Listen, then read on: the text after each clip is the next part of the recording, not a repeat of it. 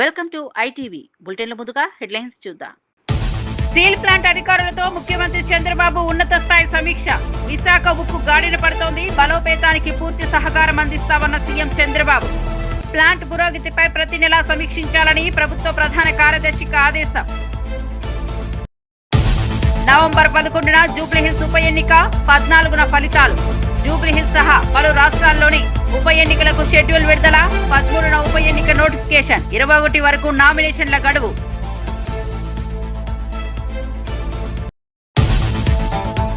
RTI కొత్త లోగోను ఆవిష్కరించిన Revanth Reddy. CM Revanth రెడ్డితో ఆర్టీఐ కమిషన్ బృందం భేటీ. జూబ్లీహిల్స్ లోని సీఎం నివాసంలో మర్యాదపూర్వక సమావేశం. 20వ జాతీయ ఆర్టీఐ వారోత్సవాల సందర్భంగా కార్యక్రమం. కర్ణాటకలో జస్టిస్ గోపాల గౌడ అమృత మహోత్సవం వేడుకలకు హాజరైన పవన్ కళ్యాణ్. రాజకీయాల్లో ఓడినప్పుడు తన భుజం తట్టి ధైర్యం చెప్పారని వెల్లడి. జనసేన సిద్ధాంతాలకు గౌడ బలమైన మద్దతుదారుడన్న పవన్. కు వ్యతిరేకంగా దాఖలైన పిటిషన్ను కొట్టివేసిన ధర్మాసనం. హైకోర్టులో కేసు పెండింగ్ లో ఉన్నందున జోక్యం చేసుకోలేమని స్పష్టీకరణ. స్థానిక సంస్థల్లో బీసీలకు 42% రిజర్వేషన్లు కల్పించిన రేవంత్ సర్కార్. మొత్తం రిజర్వేషన్లు 50% దాటాయంటూ పిటిషన్ వాదన.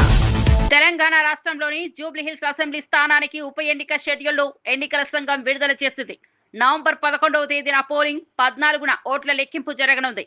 తెలంగాణతో సహా వివిధ రాష్ట్రాల్లోని 8 అసెంబ్లీ స్థానాలకు ఉప ఎన్నికలు జరగనున్నాయి. సిట్టింగ్ ఎమ్మెల్యే మాగంటి గోపీనాథ్ మరణంతో జూబ్లీహిల్స్ ఉప ఎన్నిక అనివార్యమైంది. ఈ నెల 13న ఉప ఎన్నికకు నోటిఫికేషన్ విడుదల చేస్తారు. నామినేషన్ దాఖలకు ఈ నెల 21 వరకు గడువు ఉంది. నామినేషన్ల పరిశీలన ఈ నెల 22న చేపట్టనుండగా నామినేషన్ల ఉపసంహరణ గడువు అక్టోబర్ 24. నవంబర్ 11న పోలింగ్, నవంబర్ 14న ఓట్ల లెక్కింపు ఉంటుంది. Honorable Election Commissioner Dr. Vivek Joshi sir, Senior Deputy Election Commissioners Manish Garg sir, Gyanesh Bharti ji, Pawan Kumar Sharma ji, Election Commissioners Yetru ji, Sanjay Kumar ji, Director General IT Seema Madam. Before we start, I'll just give you briefly let you know that what will be the format of our press conference. We'll start with the address and presentation by Honorable Chief Election Commissioner sir. That will be followed by a question and answer session.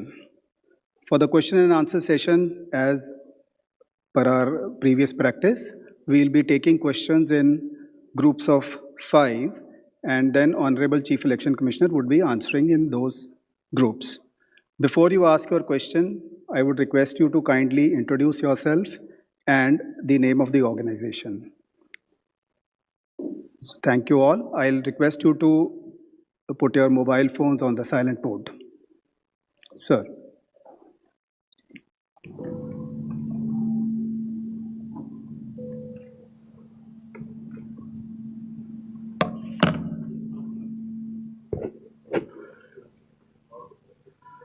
Honorable Election Commissioner Dr.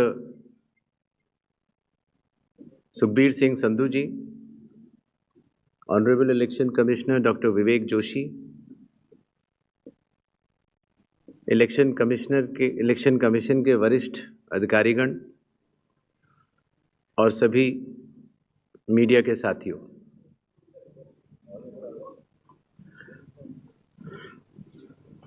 आज आप सभी के माध्यम से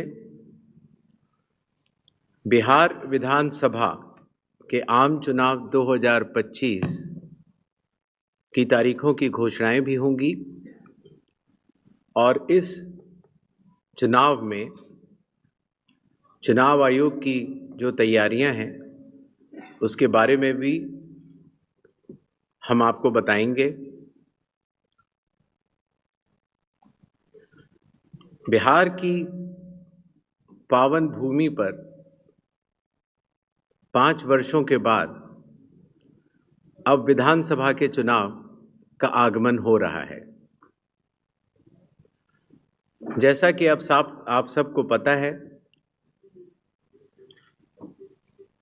चुनाव आयोग एक संवैधानिक संस्था है और चुनाव के अपने संवैधानिक कर्तव्य को 2 चरणों में निभाती है। पहला चरण मतदाता सूची बनाना और दूसरा चरण चुनाव कराना। जैसा कि आप सबको पता है, 24 जून 2025 से शुरू हुए विशेष गहन परीक्षण के दौर में मतदाता सूची का शुद्धिकरण किया गया। इन्यूमरेशन का पीरियड 24 जून से 25 जुलाई तक रहा। 1 अगस्त को ड्राफ्ट सूची पब्लिश की गई और सभी राजनीतिक दलों को भी दी गई। 1 अगस्त से लेके 1 सितंबर तक क्लेम्स एंड ऑब्जेक्शंस का पीरियड रहा, जिसमें जिसको भी, चाहे वो मतदाता हो, चाहे वो राजनीतिक दल हो, चाहे उनके बूथ लेवल एजेंट्स हो, उनको क्लेम्स एंड ऑब्जेक्शंस देने का भरपूर समय दिया गया। और उसके बाद पात्रता का परीक्षण हुआ और 30 सितंबर को फाइनल मतदाता सूची प्रकाशित कर दी गई। फाइनल मतदाता सूची भी सभी राजनीतिक दलों को दी जा चुकी है और अभी भी अगर उसमें कोई भी इलेक्टोरल रजिस्ट्रेशन ऑफिसर से कोई गलती रह गई हो तो उसके ऊपर जिला अधिकारी के पास अपील फाइल की जा सकती है। और साथ ही साथ किसी का नाम अगर छूट गया हो तो नॉमिनेशन के 10 दिन पहले तक जुड़वा सकता है। नॉमिनेशन समाप्त होने पर जो भी मतदाता सूची फाइनल होगी उस पर चुनाव होंगे और उसके उपरांत कोई भी नाम जोड़ा नहीं जा सकता। अभी हाल ही में चुनाव आयोग की पूरी टीम ने और हम तीनों चुनाव आयुक्त ने बिहार का दौरा किया और दौरा करने के बाद जो सारी चीजें समीक्षा के उपरांत आईं, उसके तहत ये निर्णय हुआ कि आज हम आपके समक्ष बिहार के सभी मतदाताओं के लिए, सभी राजनीतिक दलों के लिए चुनाव की तारीखों का ऐलान करें। తెలంగాణ రాష్ట్ర సమాచార హక్కు కమిషన్ కు కొత్త లోగో వచ్చింది. ముఖ్యమంత్రి రేవంత్ రెడ్డి జూబ్లీహిల్స్ లోని తన నివాసంలో ఈ నూతన లోగోను ఆవిష్కరించారు. 20వ జాతీయ ఆర్టీఐ వారోత్సవాల సందర్భంగా రాష్ట్ర సమాచార కమిషన్ బృందం ముఖ్యమంత్రిని మర్యాద పూర్వకంగా కలిసింది. ఈ కార్యక్రమానికి RTI chief commissioner Chandrasekhar Reddy నేతృత్వంలోని బృందం హాజరైంది. ఈ సందర్భంగా వారు ముఖ్యమంత్రితో సమావేశమయ్యారు. సీఎంను కలిసిన వారిలో కొత్తగా నియమితులైన కమిషనర్లు బోరెడ్డి అయోధ్యరెడ్డి, పివి శ్రీనివాసరావు, మోహిసీనా పర్వీన్, దేశాల భూపాల్, మెర్ల వైష్ణవి ఉన్నారు. కాగా రాష్ట్రంలో సమాచార హక్కు కమిషన్ లో చాలా కాలంగా ఖాళీగా ఉన్న పోస్టులను రేవంత్ రెడ్డి ప్రభుత్వం ఇటీవలే భర్తీ చేసిన విషయం తెలిసిందే. ఈ క్రమంలో 4 కొత్త కమిషనర్లను నియమిస్తూ ఉత్తర్వులు జారీ చేసింది. రాజకీయాల్లోకి వచ్చి తొలి ప్రయత్నంలో ఓడిపోయినప్పుడు బలంగా ఉండు, మంచి రోజులు వస్తాయని తన భుజం తట్టి ధైర్యం చెప్పిన వ్యక్తి సుప్రీంకోర్టు మాజీ న్యాయమూర్తి జస్టిస్ వి గోపాల గౌడ అని డిప్యూటీ సీఎం పవన్ కళ్యాణ్ గుర్తు చేసుకున్నారు. కర్ణాటకలోని చిక్బల్లాపూర్ జిల్లా చింతామణిలో జరిగిన జస్టిస్ వి గోపాలగౌడ అమృత మహోత్సవంలో పవన్ కళ్యాణ్ పాల్గొని ప్రసంగించారు. జస్టిస్ గోపాలగౌడ కేవలం మాజీ న్యాయమూర్తి మాత్రమే కాదని పాలకుల తప్పులను, రాజ్యాంగ ఉల్లంఘనలను నిర్భయంగా ప్రశ్నించే ఒక నిత్య పోరాట యోధుడని ఆయన కొనియాడారు. జనసేన పార్టీ సిద్ధాంతాలను, విలువలను జస్టిస్ గోపాలగౌడ ఎంతగానో గౌరవిస్తారని పవన్ తెలిపారు. అలాగే ఇక్కడికి రాగానే చాలా మంది పెద్దలంతా మాట్లాడారు. ఇక్కడ మనకి నీటి సమస్య ఉందని, పెన్నార్ మరియు పలార్ నదీ పరివాహక ప్రాంతం మీద 10,000 చదరపు కిలోమీటర్ల వరకు విస్తరించి ఉంది మన పూర్వపు కోలార్ ప్రాంతం. ఒకప్పుడు ఇది సిటీ ఆఫ్ లేక్స్, సరస్సుల నగరంగా పేరుగాంచిన బెంగళూరుకి దగ్గరలో ఉన్న ఈ కోలార్ ప్రాంతంలో దాదాపు 5,000 పైగా చెరువులు ఉన్నాయి. ఈ ప్రాంతం మన దక్షిణాసియా ఖండంలోనే ఎక్కువగా సరస్సులు, చెరువులు కలిగి ఉన్న ప్రాంతం. ఇది మన పూర్వీకులు మధ్యయుగ పాలకులు నీటి సంరక్షణ, నీటి పరివాహక నిర్వహణ వారికి ఉన్న అపార విజ్ఞానానికి నిదర్శనం.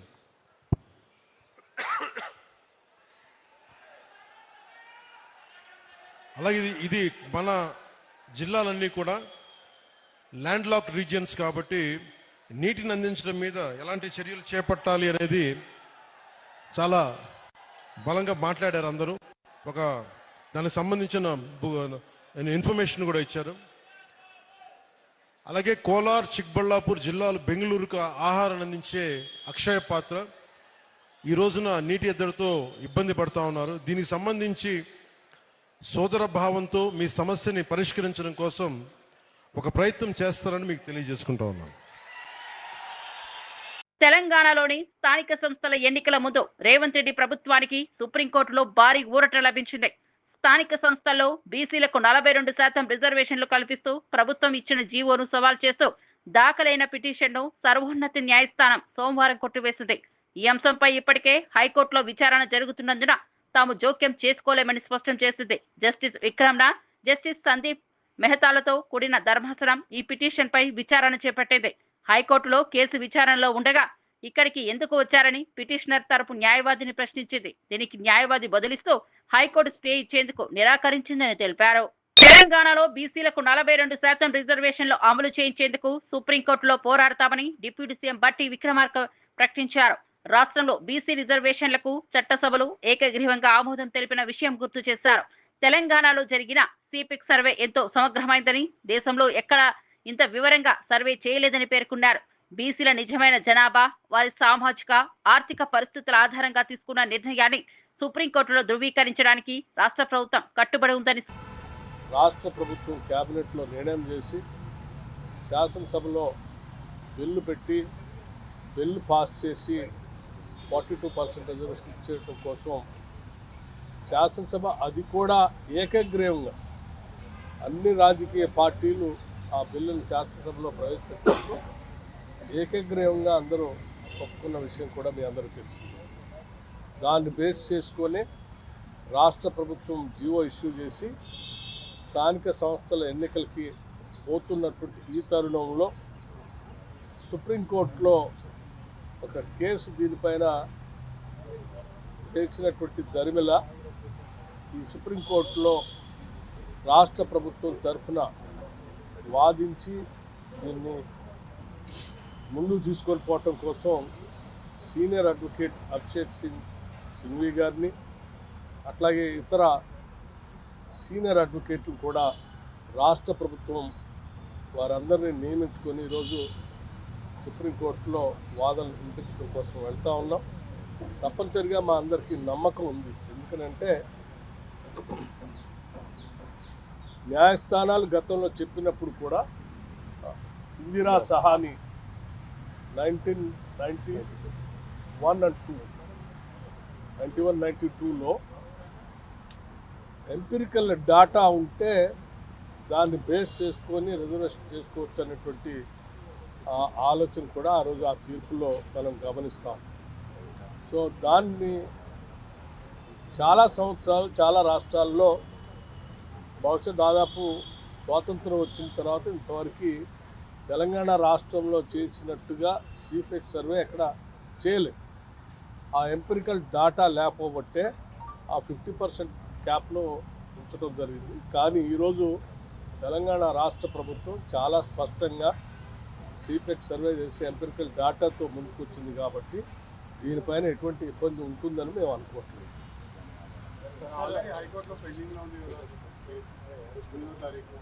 దానికి సంబంధించినటువంటి ఇది న్యాయస్థానాలకు సంబంధించిన అంశం. హైకోర్టు, సుప్రీంకోర్టు లేదా సుప్రీంకోర్టు వారి డైరెక్షన్, హైకోర్టు వీరి డైరెక్షన్ ఏది ఇస్తారనేది ఆ న్యాయస్థానాలు చెప్తారు. మాకంటే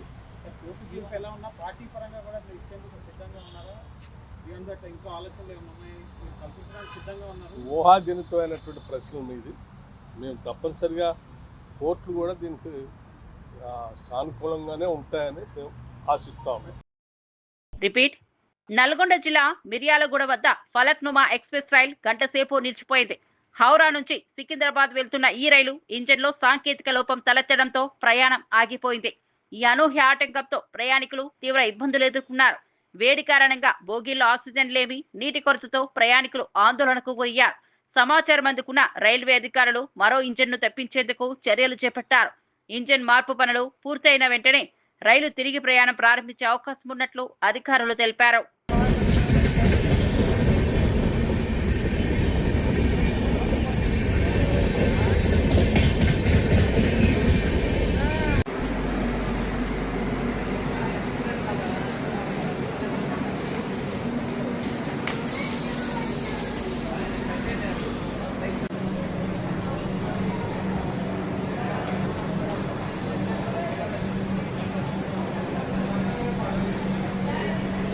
పార్వతీపురం మన్యం జిల్లా కురుపాం బాలికల గురుకుల ఆశ్రమ పాఠశాలను మంత్రి అచ్చెన్నాయుడు సందర్శించారు. పాఠశాలలో ఇటీవల 2 విద్యార్థులు మరణించారని ఆయన ఆవేదన వ్యక్తం చేశారు. విశాఖ కేజీహెచ్ ఆసుపత్రిలో 42 మంది, జిల్లా ఆసుపత్రిలో 93 మంది చికిత్స అందిస్తున్నట్లు మంత్రి తెలిపారు. ఈ సంఘటనపై కారణాలపై వెంటనే ఆరా తీసుకోవాలని ఆదేశించారు.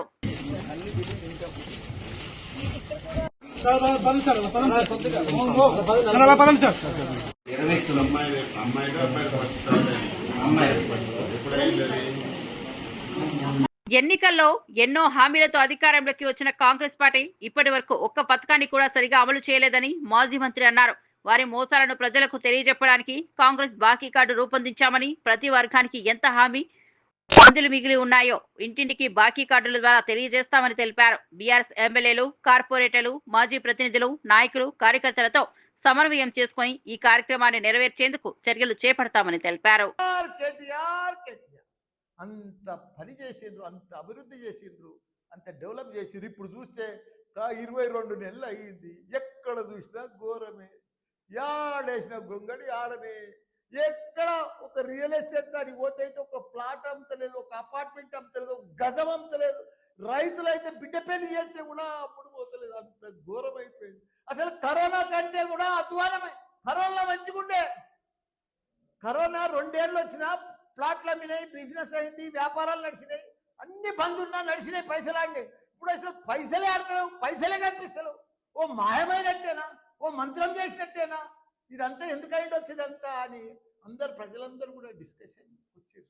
అంత పెద్ద అన్నపూర్ణ రాష్ట్రం, అంత పెద్ద పంట పండింది, అంత అభివృద్ధి, వ్యాపారాలు, real estate, India level builder అంతా వచ్చి హైదరాబాద్కి వచ్చినాయి. ఎత్తైన 58 అంతరాల బిల్డింగ్లు కట్టింది.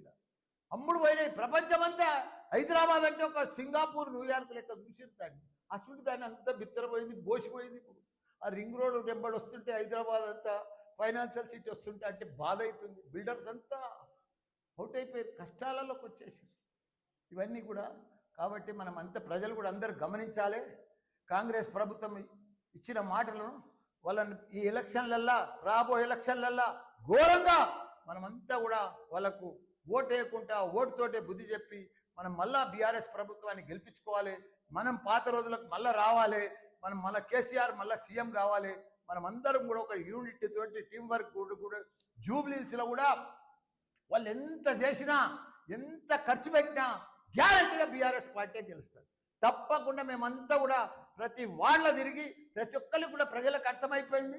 వీళ్ళ మోసపూరిత పదార్థం, వీళ్ళ బాకీలన్నీ మొదలు ప్రజలకు గట్టి ఓటు అడగాలని చెప్పి ప్రజలు ఇంటింటికి పోతే వాళ్ళు ఇదే నిలదీయాలని కూడా చెప్తున్నా. అందరికి కూడా జై తెలంగాణ, జై కేసీఆర్. హైదరాబాద్ లోని హెచ్ఎండిఏ కార్యాలయం ఎదుట ట్రిపుల్ ఆర్ అలైన్మెంట్ మార్పు కోసం శాంతియుత ఆందోళన చేపట్టేందుకు సిద్ధమైన రైతులను పోలీసులు అరెస్ట్ చేశారు. వికారాబాద్ జిల్లా నవాపేట, పూడూరు, మోమిన్పేట నుంచి వచ్చిన రైతులు హైదరాబాద్ చేరుకోవడానికి ప్రయత్నించిన సమయంలో పోలీసులు ముందస్తు చర్యగా వారిని అరెస్ట్ చేసి పోలీస్ స్టేషన్ కు తరలించారు.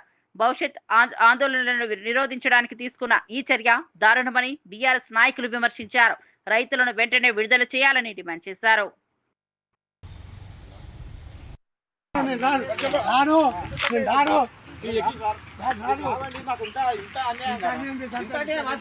రైతులది ఇంత అన్యాయమా? మేము రాము సార్, మేము శాంతియుతంగా ధర్నా, మాకు హక్కు లేదా? మాకు హక్కు లేదా అంటున్నా? గవర్నమెంట్ ఇంత ఎందుకు చేస్తాం సార్? మేము రామండి, మేము రాము సార్. సార్ ప్లీజ్ సార్, మేము రామండి, మేము రాము సార్.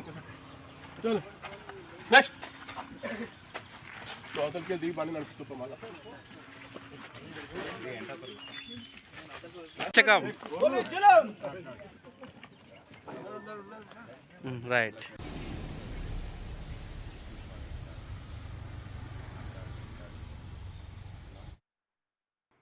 రంగారెడ్డి జిల్లా లింగంపేట మండలంలో గత 2 రోజులుగా కురుస్తున్న భారీ వర్షాల కారణంగా వాగులు పొంగి పొర్లుతున్నాయి.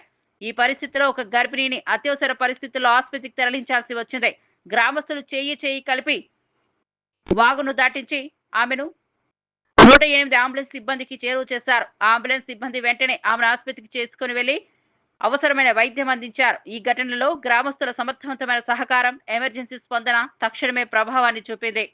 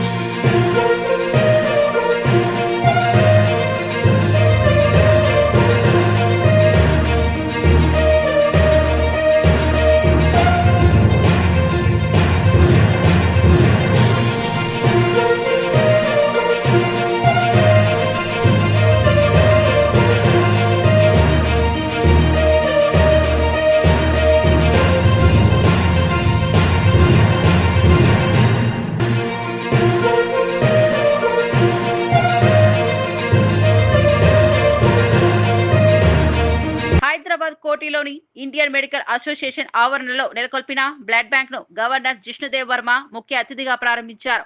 ఈ కార్యక్రమంలో ఐఎంఏ రాష్ట్ర అధ్యక్షుడు డాక్టర్ ద్వారకనాథ్ రెడ్డి కూడా పాల్గొన్నారు. గవర్నర్ వైద్యులు సమాజానికి వెన్నెముకలుగా ఉన్నారని, పేద రోగులకు మానవత్వంతో సేవలు అందించడం అభినందనీయమని పేర్కొన్నారు. రోగుల సౌకర్యం కోసం కేంద్ర ప్రభుత్వం ఆయుష్మాన్ భారత్, వికసిత్ భారత్ వంటి పథకాల ద్వారా సేవలు అందిస్తున్నట్లు తెలిపారు. అలాగే వైద్యులపై దాడులకు పాల్పడే వారిపై విధించే శిక్షా కాలాన్ని 4 సంవత్సరాల నుండి 7 సంవత్సరాల వరకు పొడిగించాలని ఐఎంఏ చేసిన విజ్ఞప్తిని ప్రభుత్వం దృష్టికి తీసుకెళ్తానన్నారు. Doctors are indeed the backbone of our healthcare system. Their welfare intimately tied to the well-being and happiness of our society. The critical issues ranging from the Medical Establishment Act and fire safety regulations to tariff revision require balanced deliberation and collaborative resolution. These challenges call for partnership, a shared commitment between government and the medical fraternity to secure fairness, safety and sustainability in healthcare. Nandyal జిల్లా ఆత్మకూరు మండలం కరివేణ గ్రామంలో ఉద్రిక్తత నెలకొంది. నకిలీ భగవద్గీతతో హిందువులను మోసం చేస్తున్నారంటూ రైతుల సంఘ మత ప్రచార వాహనాన్ని గ్రామస్తులు అడ్డుకున్నారు. రోడ్డుపై బుక్లను కాలువలో పడేసి ప్రచారకులను హెచ్చరించిన గ్రామస్తులు వెంటనే వెనక్కు వెళ్లమని సూచించారు.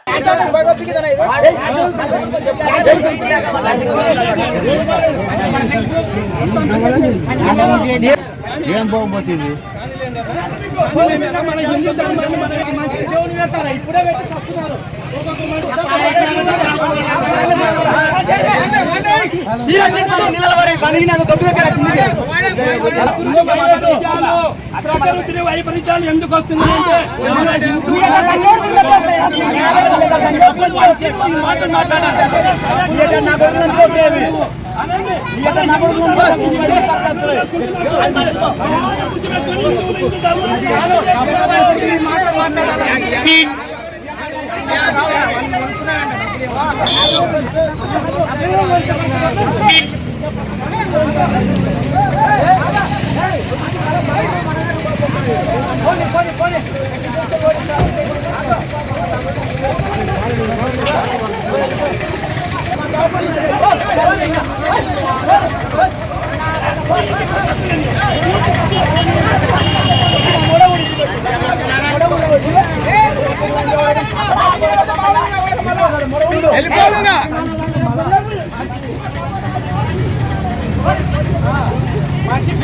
ఎమ్మెల్యే సోమిరెడ్డి చంద్రమోహన్ రెడ్డి ఓట్లేసిన ప్రజలకు కల్తీ మద్యం తాగించి చంపినట్టు వైసీపీ పార్టీపై ఆవేదన వ్యక్తం చేశారు. 2014లో గవర్నర్ పాలన సమయంలో సర్వేపల్లి, కావలి నియోజకవర్గాల వైసీపీ అభ్యర్థులు అమాయకులను కల్తీ మద్యం ఇచ్చి చంపారని, వాస్తవాలు ఉంటాయని పేర్కొన్నారు. అలాగే సమస్యలపై ముఖ్యమంత్రి జగన్ వ్యాఖ్యానించడం ఆశ్చర్యకరమని సోమిరెడ్డి విమర్శించారు. దాని గురించి విమర్శిస్తావు, యాక్షన్ తీసుకోకపోతే విమర్శిస్తావు. యాక్షన్ తీసుకోకుండా చేతులు కట్టుకొని మీ మాదిరిగా ఎంకరేజ్ చేసే నాయకత్వం చంద్రబాబు నాయుడు నాయకత్వం కాదు అది. కానీ మీరు అసలు ఒక ఫ్రస్ట్రేషన్లో జగన్మోహన్ రెడ్డి ఫ్రస్ట్రేషన్లో మాట్లాడుతున్నావు, కరెక్ట్ కాదు ఇది. ఒక యాక్షన్ చర్యలు తీసుకున్న దాని మీద నువ్వు స్టోరీలు మాట్లాడితే ఎట్లా? ఇది కరెక్ట్ కాదు. 2014లో గవర్నర్ పరిపాలన, నీ క్యాండిడేట్లు సర్వేపల్లి, నెల్లూరు జిల్లాలోని సర్వేపల్లి, కావలి, మొత్తం గోవా నుంచి బాటిల్ 10 రూపాయలు, గోవా నుంచి ఒక పెద్ద టోటల్ సిండికేట్ అది, మద్యం మాఫియా. గోవా, పాండిచేరి, కర్ణాటక, తమిళనాడు టీం దగ్గర ఆ కల్తీ మద్యం తెచ్చారు. 10 తిరుమల శ్రీవారిని భక్తి శ్రద్ధలతో దర్శించుకున్న ప్రముఖుల మధ్య ప్రధానంగా టీటీడీ మాజీ chairman Bhumana Karunakar Reddy, YCP MLC Lella Appireddy, MLA Murali Naik ముఖ్య ఉన్నారు. వారు భక్తిభావంతో ప్రత్యేక పూజల్లో పాల్గొని ఆలయ నిర్వహణ మరియు భక్తుల సౌకర్యాలపై ఆనందం వ్యక్తం చేశారు. ముఖ్యుడో ఈ రాష్ట్రంలో ప్రముఖుడో ఇట్లా మాకు కూడా బిఆర్ నాయుడు గారు, మా ఇంట్లో ఎవరో చనిపోయినారు, మీరు వచ్చి ఆ కర్మక్రియల రోజున మాకు వేదాశీర్వచనము, శేషవస్త్రము, స్వామివారి లడ్డు ప్రసాదాలు అందజేయండి అనేటువంటిది ఒక రివాజుగా మారేటువంటి పరిస్థితి వస్తే దీనికి ఎవరు సమాధానం చెప్పాలి? ఏటి సూతకం ఉన్నటువంటి అదనపు ఈవోకి, ఏటి సూతకం ఉన్నటువంటి అదనపు ఈవో గారికి వేద ఆశీర్వచనం, అది కూడా స్వామివారి వేద పారాయణదారుల చేత సాక్షాత్తు స్వామివారి తిరువాభరణాల సంరక్షకుని చేతుల మీదుగా లడ్డు ప్రసాదాలు అందజేస్తూ వాటిల్ని ఇవ్వటం అన్నది తీవ్రమైన అభ్యంతరకరం. హిందువుల మనోభావాలన్నీ కూడా దెబ్బతినే. తిరుమల తిరుపతి దేవస్థానంలో అపచారం జరుగుతుందని టీటీడీ మాజీ చైర్మన్ భూమన కరుణాకర్ రెడ్డి చేసిన ఆరోపణలపై టీటీడీ పాలక మండలి సభ్యుడు భానుప్రకాష్ రెడ్డి మండిపడ్డారు. టీటీడీ చైర్మన్ బిఆర్ నాయుడు, అదనపు యువ వెంకయ్య చౌదరి తండ్రి పెదకర్మలో పాల్గొన్న సందర్భంలో భూమన కరుణాకర్ ఈ వ్యాఖ్యలు చేశారు. తిరుమల తిరుపతి దేవస్థానంలో అపచారం జరిగిపోతోంది అని చెప్పి అసత్య అబద్ధపు ప్రచారాన్ని మాజీ ధర్మకర్తల మండలి అధ్యక్షులు భూమన కరుణాకర్ రెడ్డి గారు ఈరోజు తిరిగి ఒక అంశాన్ని లేవనెత్తడం జరిగింది.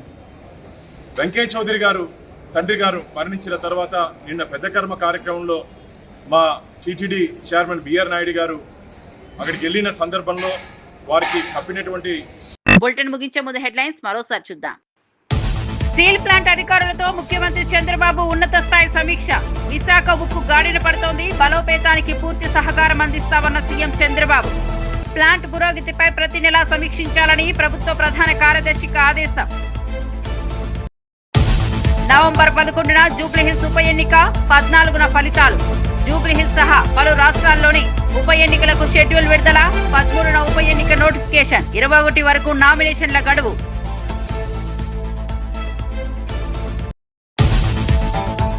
ఆర్టీఐ కొత్త లోగోను ఆవిష్కరించిన రేవంత్ రెడ్డి. సీఎం రేవంత్ రెడ్డితో ఆర్టీఐ కమిషన్ బృందం భేటీ.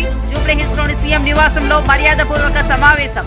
20వ జాతీయ ఆర్టీఐ వారోత్సవాల సందర్భంగా కార్యక్రమం. కర్ణాటకలో జస్టిస్ గోపాలగౌడ అమృత మహోత్సవం. వేడుకలకు హాజరైన పవన్ కళ్యాణ్ రాజకీయాల్లో ఓడినప్పుడు తన భుజం తట్టి ధైర్యం చెప్పారని వెల్లడి. జనసేన సిద్ధాంతాలకు గౌడ బలమైన మద్దతుదారుడన్న పవన్. పిటిషన్లకు వ్యతిరేకంగా దాఖలైన పిటిషన్ను కొట్టివేసిన ధర్మాసనం. హైకోర్టులో కేసు పెండింగ్ లో ఉన్నందున జోక్యం చేసుకోలేమని స్పష్టీకరణ. స్థానిక సంస్థల్లో బీసీలకు 42% రిజర్వేషన్లు కల్పించిన రేవంత్ సర్కార్. మొత్తం రిజర్వేషన్లు 50% దాటాయంటూ పిటిషన్ వాదన. మరిన్ని అప్డేట్స్ కోసం చూస్తూనే ఉండండి ITV.